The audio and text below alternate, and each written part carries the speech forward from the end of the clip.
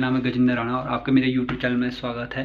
तो आज हम आपको रुपाई के बारे में दिखाएंगे, पूरा व्लॉग दिखाएंगे। तो आप हमारे साथ बने रहे और मेरे यूट्यूब चैनल को सब्सक्राइब कर दो, ठीक है। तो लाल कलर का बटन जरूर दबाएं। तो चलिए शुरू करते हैं। Hello guys, good morning. तो अभी 8 बज चुके हैं। तो आज हमारा रुपाई करने का दिन है।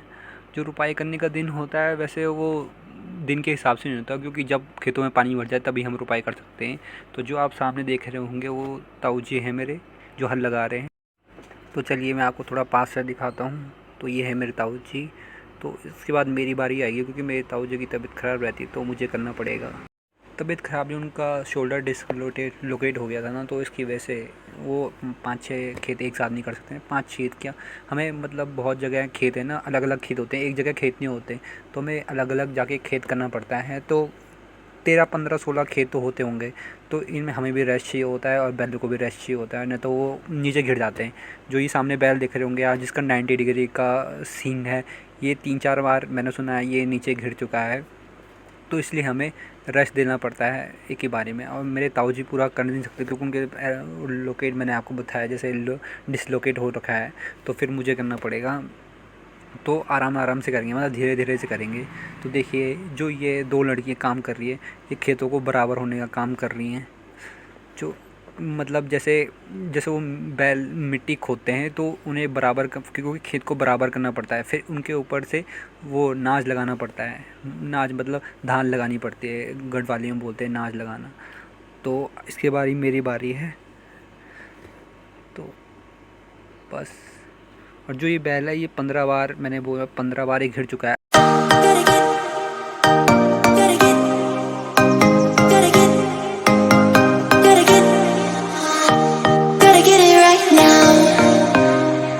Push your limits with you right now. Gotta get it right now. Yeah, push your limits with you right now. Gotta get it right now. Yeah, push your limits with you right now. Gotta get it right now. Yeah, push your limits with you right now. Right now, right now. Get it right.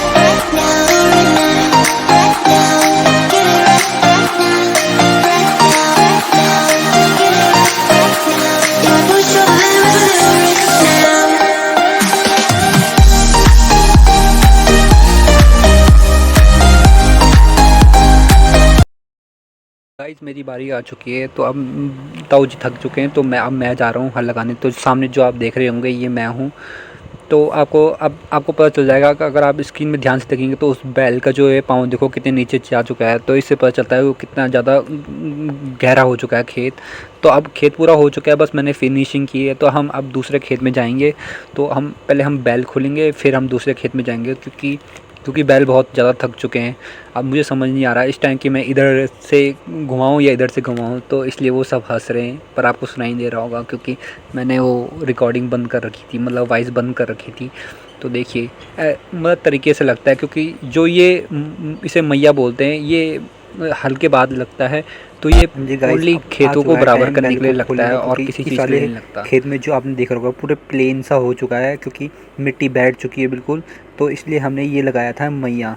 तो मैं आपको इसके बारे में बताता हूँ। जो मैं निकाल रहा हूँ ये मैया है।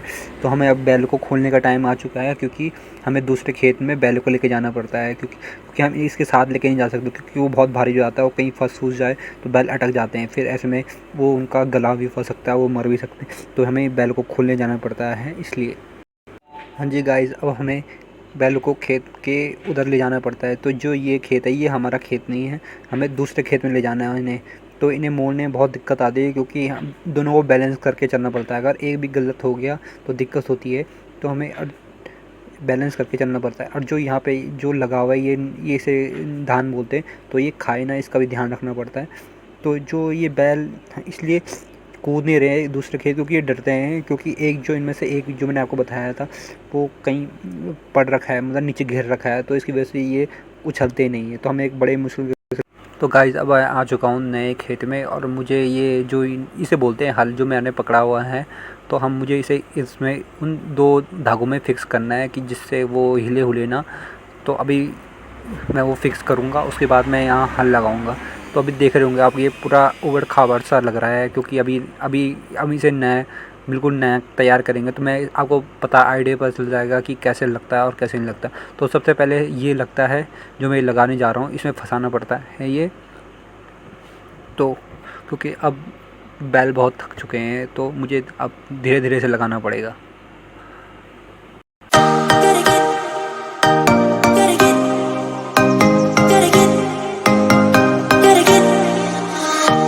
Gotta get it right now. Yeah, push your limits with you right now. Gotta get it right now. Yeah, push your limits with you right now. Gotta get it right now. Yeah, push your limits with you right now. Gotta get it right now. Yeah, push your limits with you right now. Right now, right now. Get it right now, right now, right now. Get it right now. तो guys मेरी छोटी दादी खाना लेके आ चुकी हैं, तो खाना खाते हैं फिर कल लगाते हैं। तो आप सोच रहे होंगे कि मैं वैसे थक चुका हूँ। पानी ले छोड़ो। तो आप सोच रहे होंगे यहाँ पानी मतलब खेतों में पानी कैसे आता है, जो रोपड़ी लगा रहे हैं हम।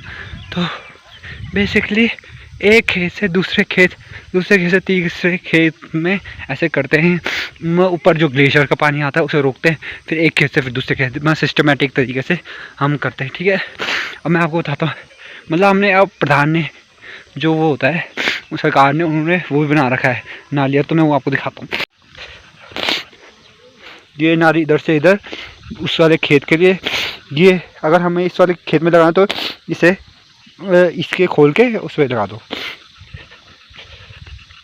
तो देखते हैं हमारे खेत में कैसे है हुई है इस खेत में, इसके लिए ऐसा तो सिस्टमेटिक तरीके से दोनों खेत के लिए इस पे दोनों, अभी इन दोनों को पानी चाहिए तो इसलिए उन्होंने बंद कर रखा है, यानी ऐसे ऐसे ऐसे ऐसे। और हमारे खेत में जा रहा है पानी उस वाले खेत से।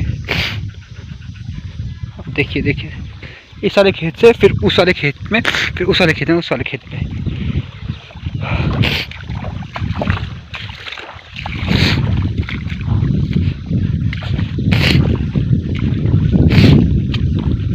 इस वाले खेत में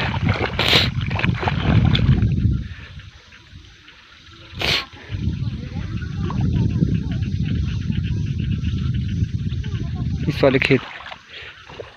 तो अब मुझे ऐसी बाउंड्री बनानी है यहाँ साइड में कि पानी सीधा डायरेक्ट पहुँच जाए, क्योंकि पानी यहाँ आ रहा है ऐसी साइड ऐसी